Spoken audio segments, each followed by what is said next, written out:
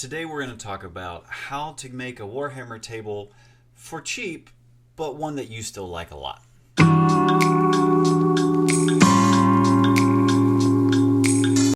Hey everybody, my name is Ronald, and I really enjoy playing war games. I'm enjoying things like Warhammer, but more recently really been getting into one-page rules and their type of war games, and usually when you play that stuff, you like to have a table. Not just like a kitchen table, but like a decorated terrain table.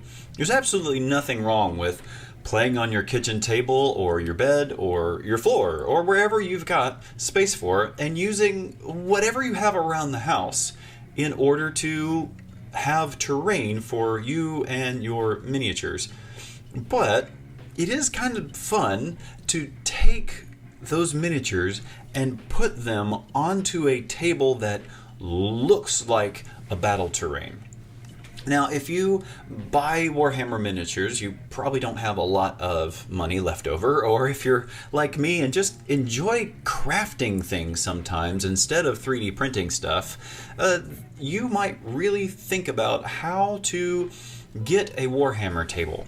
Now, you can go on YouTube and find tons, I mean a lot, of really great tutorials for making terrain.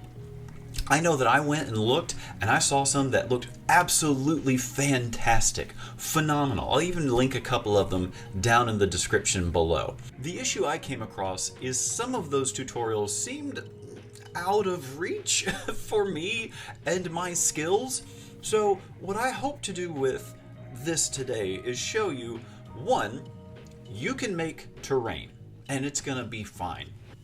And two, there's a in-between between putting books and coffee mugs down on your kitchen table and the absolutely phenomenal, best-looking stuff you can find out there on YouTube. This is, well, it's gonna be acceptably epic. It's gonna be fine. So I want to show you what my terrain looks like, the process I've used to get there, and then hopefully that'll encourage you to take a step to get crafting, have stuff for your table, and maybe then eventually level up to those other phenomenal people on YouTube who make really, really cool stuff. So let's walk through the process. The first thing you're going to want to do is buy those supplies. We got to go to the store. So come on with me. Let's buy some stuff. First thing you want to do is head to your local big box store and find yourself the craft section. Obviously, like, what we're looking for is not like tool or things like that, or something that's like really kind of flimsy. We're looking for something that's like kind of stout, like fake leather or something. You might want to make a wargaming blanket, but like you don't have to. Instead, you're going to find the material that you actually want. Something like this. I like this here because it's kind of dark, and I think it's not like snake-like like this or this so much. Cool, but weird, maybe. And then this. The fabric part of this might be okay for a future one, but I don't want to do that right now. I think I want this, but like lighter. Faux leather. 9.5 per yard. Yep. Then you're going to need some craft paint, which I love because it's ridiculously cheap most of the time, and it's fine for what we're doing because we're crafting things. I really suggest picking up a black and a dark gray and possibly a brown to go along with this, and a white just to kind of start. Then head to the school supplies or the project section. I really love foam board, and if you can find it for cheap, usually like $1.50 most of the time for a big old piece like this, it's pretty great. And dowels are usually fantastic. You can buy dowels, but I really want to buy some of these bamboo rods here. They'll work out, and so will the little craft sticks as well, like stir sticks. Lots of options to buy. All right, you've gathered your supplies, you've got everything you need. Maybe you've got a garage or like some space in your kitchen to where you can get some work done. Fantastic. Now that you've got everything, you can look around your house to see what else you might need. I didn't have to buy spray paint. I didn't have to buy all of my paints. I had some of them kind of lying around. Maybe you don't need to buy everything. Look around your house.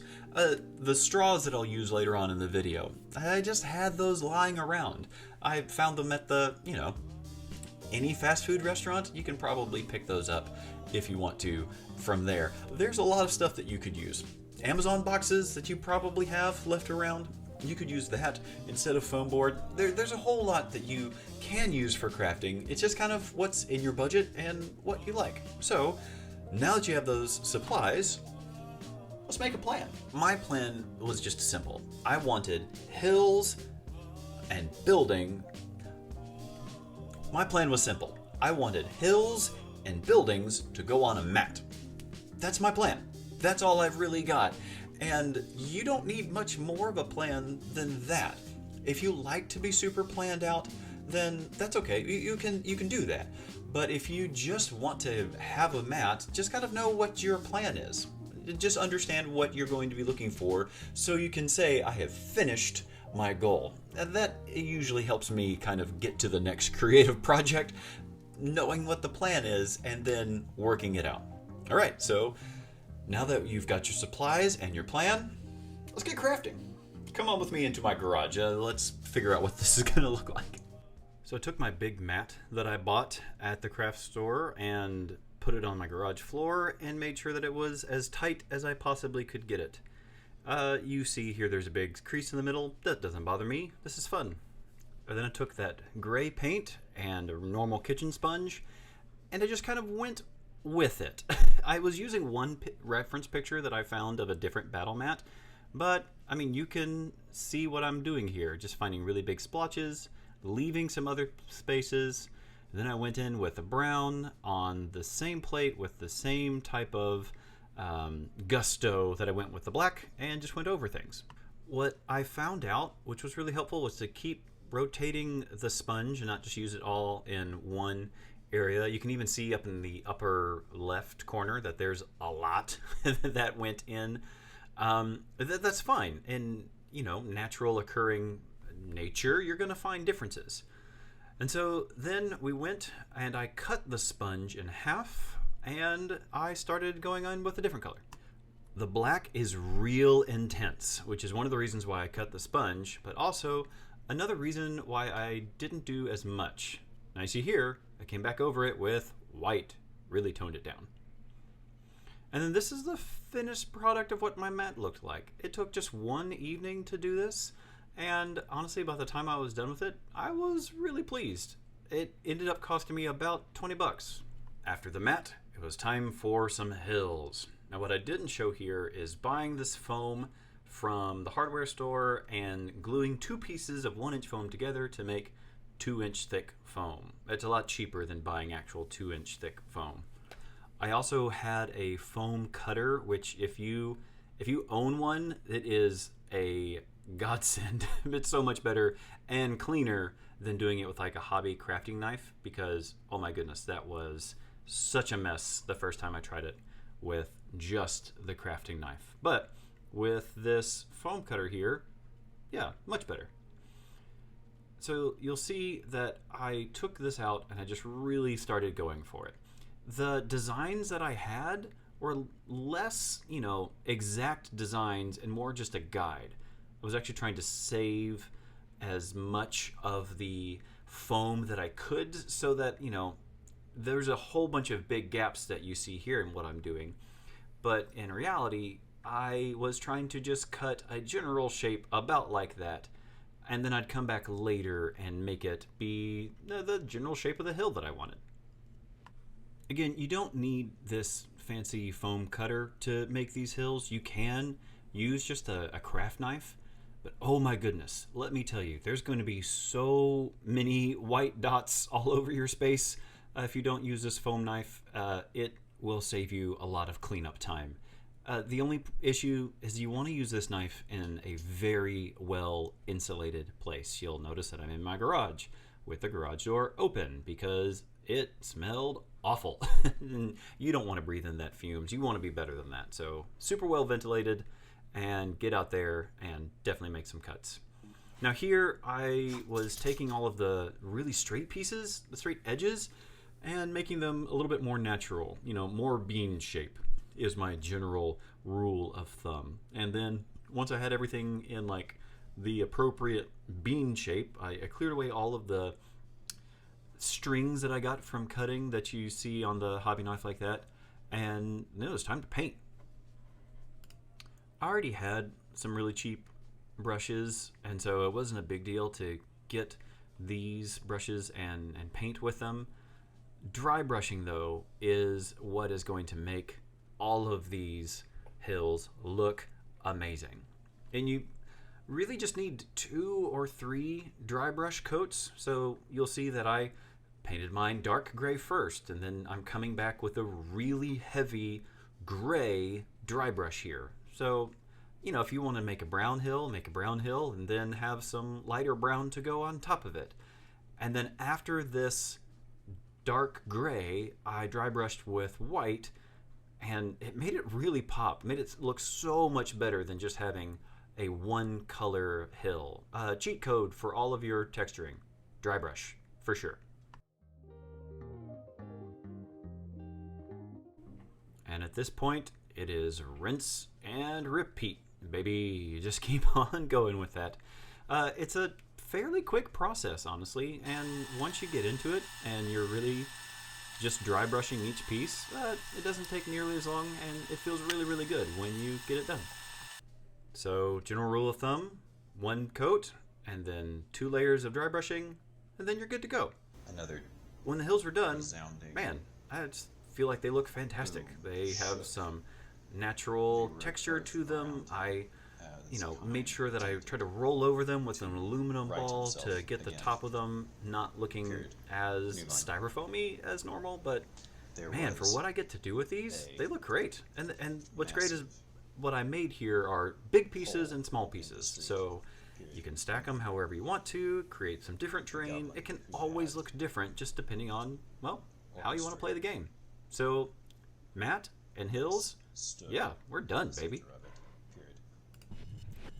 After that, it was time to get started on the buildings. And this was something that I was really excited about because I love the idea of playing with like ruins? I don't know. Destroyed buildings. And so you can see here that I just kind of went to town on making some really big, large outlines for my buildings. And it was a lot of fun just doing this, kind of making it, just whatever, and going to town and remembering that I should probably take this sticker off. Once I did all that, I would cut out these pieces just like this there, boom, piece out, and then I would draw a 1 line through this giant piece that I had made, and that would end up being the corner of the building so that they could, latch together. And then I just did that over and over and over again until I had used up most, if not all, of the foam building and the foam board that I bought.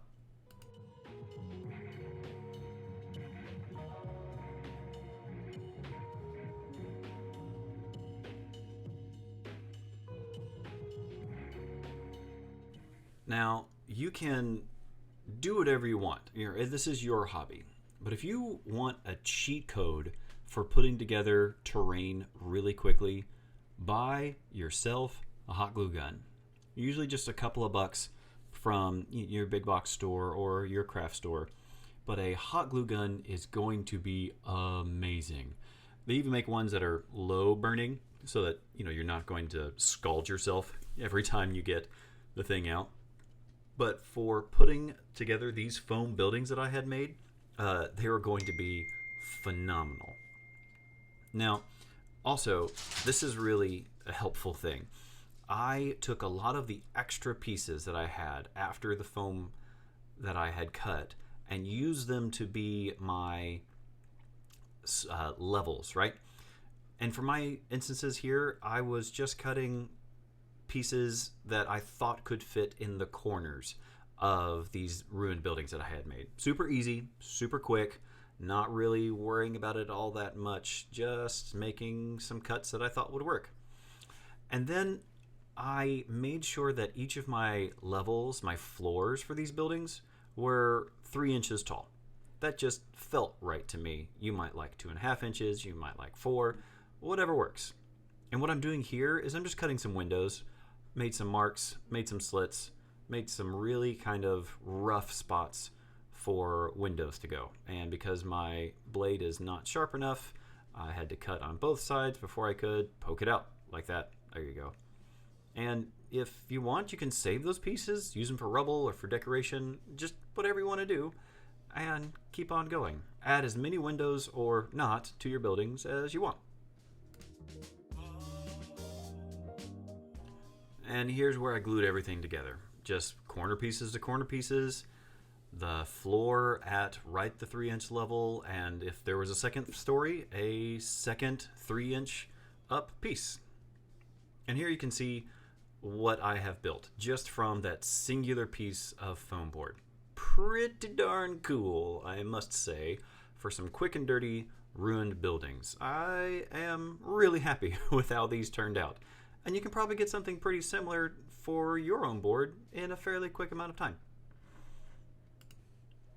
Now this was a different set that I had made, and really at this point it occurred to me that I should probably make sure that my models can actually fit on these things. And so I brought out some models and put them out on my ruined buildings just to make sure that nobody was going to be falling over.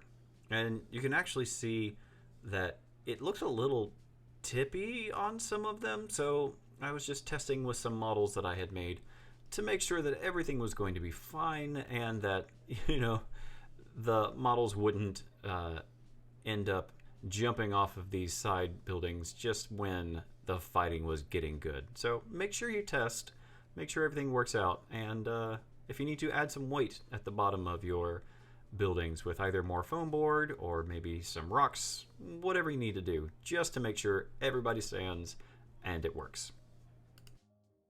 I also made some buildings that had no windows whatsoever.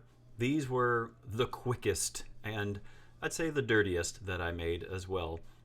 These little foam up and down parts, I don't know, they just looked cool to me.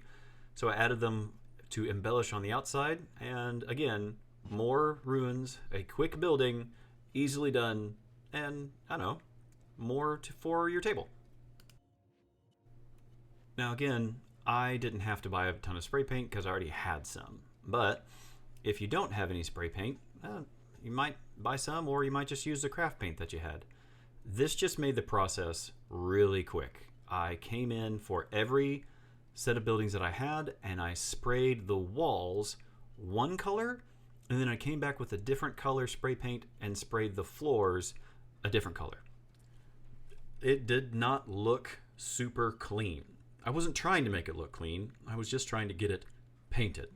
You can probably achieve something similar with your craft paint and just as much as you want to for this. But for me, this was super quick, and I already had the paint in my garage. So I just went for it. Your results may vary, but have fun. The only thing I did was I made sure that each building type had the same type of colors. You might not need me to tell you that, but there you go.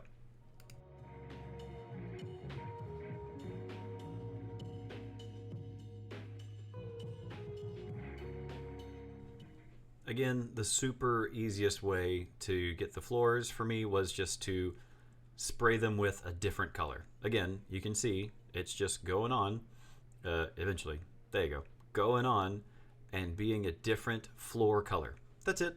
That's all I'm doing. It's going to get on the walls, it's going to get on the sides a bit, but when you really get down into it, it's fine. Just paint it how you want to and what's going to work for your friends and your table.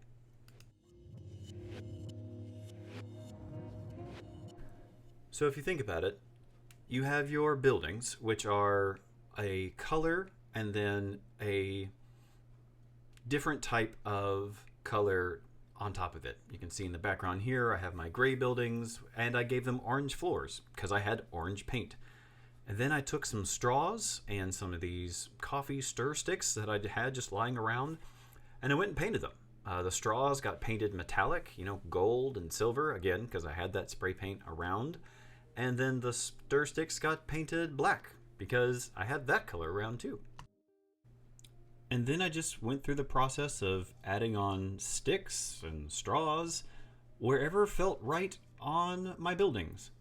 The idea was just not to have a flat building with everything flat on the outside. I wanted some type of texture going on here. You'll also notice me all the way up, clipping not every straw sticks did either, with some really hobby shears. These are the things that you normally cut out your sprues with. If you're like me, you have a couple of them lying around that have outlived their usefulness. So it's time to let them get into the craft bin instead. And then that's it. That's the buildings, the hills, and the map. All right, that's it. Nice, you did the thing, all right? This is what my creative process has looked like throughout this, and I have a table that I'm really pleased with. I've played it more than a couple games on it with some friends and a few on this channel as well. You can see all the little, battle reports that I've done up here. It's fun. Go check out some battle reports. But now that you've got some stuff, you've got a mat, some buildings, maybe some hills. Now you can update as you want or can, right? So the idea is that you can do stuff as you want. You could go on a website like Yegi and search for 3D printable terrain. I even put only free ruins in there, and look, there's tons of options you can print if you want. You can print stuff if you need. You can make what you've already printed off better. You can add texture, you can add other stuff to it.